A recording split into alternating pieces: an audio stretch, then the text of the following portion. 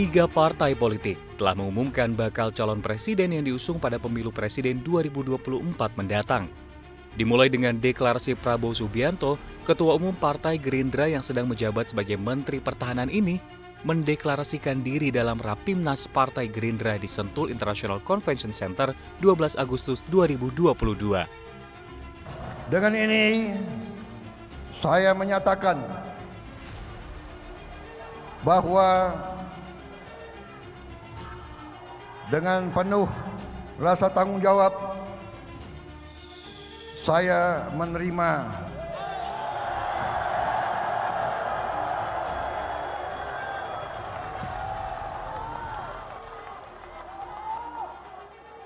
permohonan saudara untuk bersedia dicalonkan sebagai calon Presiden Republik Indonesia.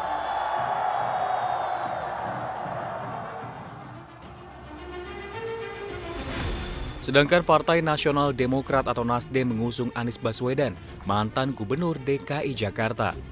Pengumuman ini disampaikan langsung Ketua Umum Nasdem Surya Paloh di kantor DPP Partai Nasdem Gondangdia Jakarta Pusat pada 3 Oktober 2022 lalu. Meskipun Anies Baswedan bukan kader Nasdem, komunikasi keduanya sudah terjalin cukup lama. Bahkan pada Rakernas Partai Nasdem 17 Juni 2022, nama Anies menjadi salah satu dari 3 baca pres yang digadang-gadang akan didukung Nasdem. Anies sendiri telah menyatakan kesiapannya untuk mengikuti pencapresan jika mendapat kendaraan politik. Kenapa Anies Baswedan?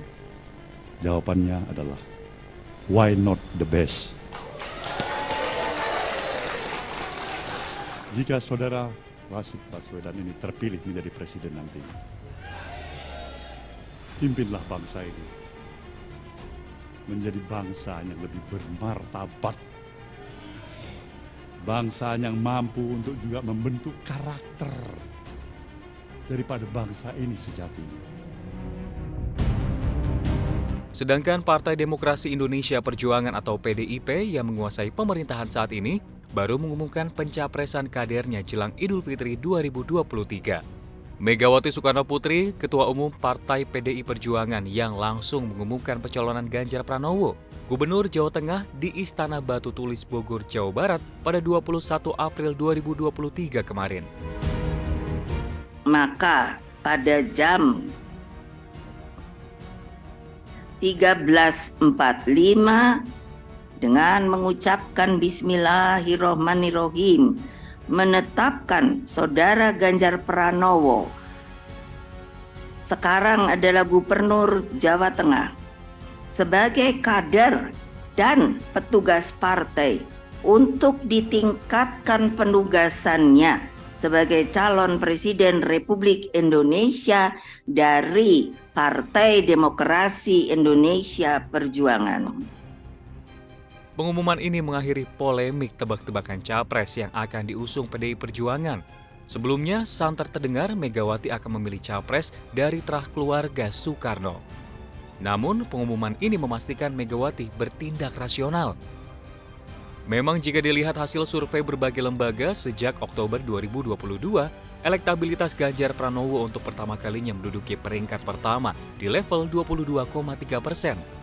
Mengungguli Prabowo Subianto 16,8% dan Anies Baswedan 16,4% berdasarkan survei Litbang Kompas. Pada bulan November, survei Carta Politika juga menyebut nama Ganjar Pranowo dengan elektabilitas tertinggi.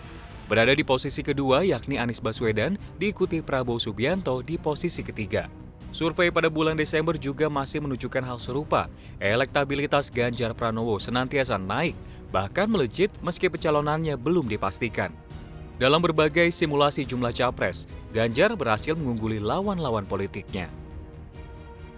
Bakal calon presiden yang paling unggul itu untuk sementara ini 3 nama, dan itu belum berubah. 3 nama itu adalah Ganjar, Prabowo, Anies, ya. Dengan tingkat elektabilitas Ganjar dan Prabowo itu saling kejar, ya, atau sangat kompetitif. Elektabilitas Ganjar dan Pak Prabowo itu ada di kisaran 25 sampai 35-an kurang lebih gitu. Sementara Pak Anies angka elektabilitasnya di kisaran 20 sampai 30-an atau 20 sampai 25-an gitu. Posisi elektoral Ganjar sempat goyah saat isu penolakan tuan rumah Piala Dunia U20 mencuat. Penolakan Gubernur Jawa Tengah ini menurunkan elektabilitas Ganjar 7-8% pada akhir Maret 2023. Di sisi lain, elektabilitas Prabowo naik akibat banyak pemilih Ganjar yang beralih ke Prabowo. Begitu pula elektabilitas Anies yang tergerek.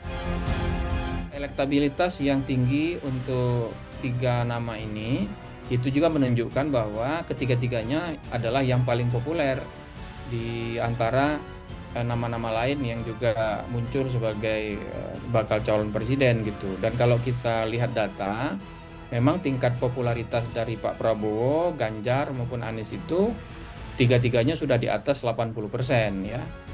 Bahkan Prabowo Subianto karena selama ini memang sudah seringkali ikut Pilpres, tingkat popularitasnya hampir mencapai 100%, mirip dengan popularitas dari Pak Jokowi.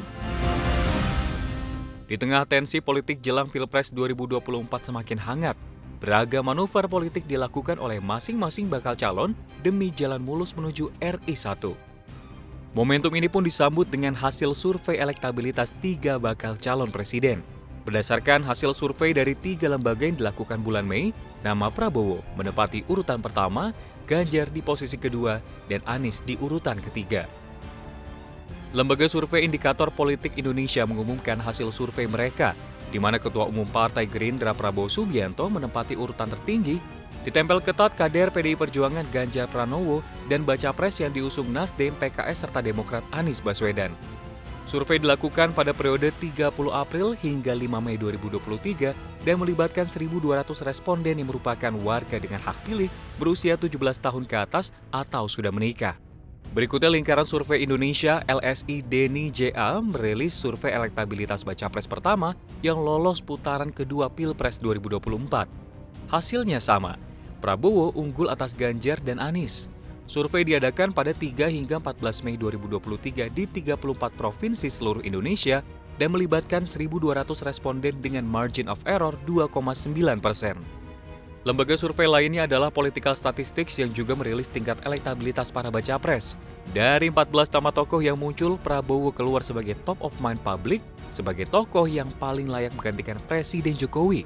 Disusul Ganjar Pranowo sebesar 19,6% dan Anies Baswedan 19,4%. Kalau berdasarkan berbagai hasil riset, masyarakat itu menginginkan seorang capres yang memiliki minimal 4 kualifikasi atau 4 kualitas personal. 1, dia dianggap merakyat, ya, dekat dengan rakyat, melakukan sesuatu untuk rakyat, ya, punya track record mengerjakan sesuatu untuk rakyat. Itu jadi dia punya kualitas merakyat di persepsi masyarakat. Yang kedua adalah dia dipersepsi oleh masyarakat punya integritas, punya kredibilitas, jujur, bersih dari korupsi. Itu kualitas kedua. Kualitas ketiga adalah nama yang dianggap memiliki ketegasan dan kewibawaan sebagai bakal calon presiden. Dan yang keempat adalah memiliki kapasitas yang dianggap memadai untuk memimpin. Tingkat elektabilitas masing-masing baca pres disebut masih sangat mungkin berubah. Naik turun elektabilitas disebabkan oleh beragam hal, termasuk harapan masyarakat agar negeri dipimpin oleh sosok yang kuat dan perekonomian Indonesia bisa lebih baik ke depan.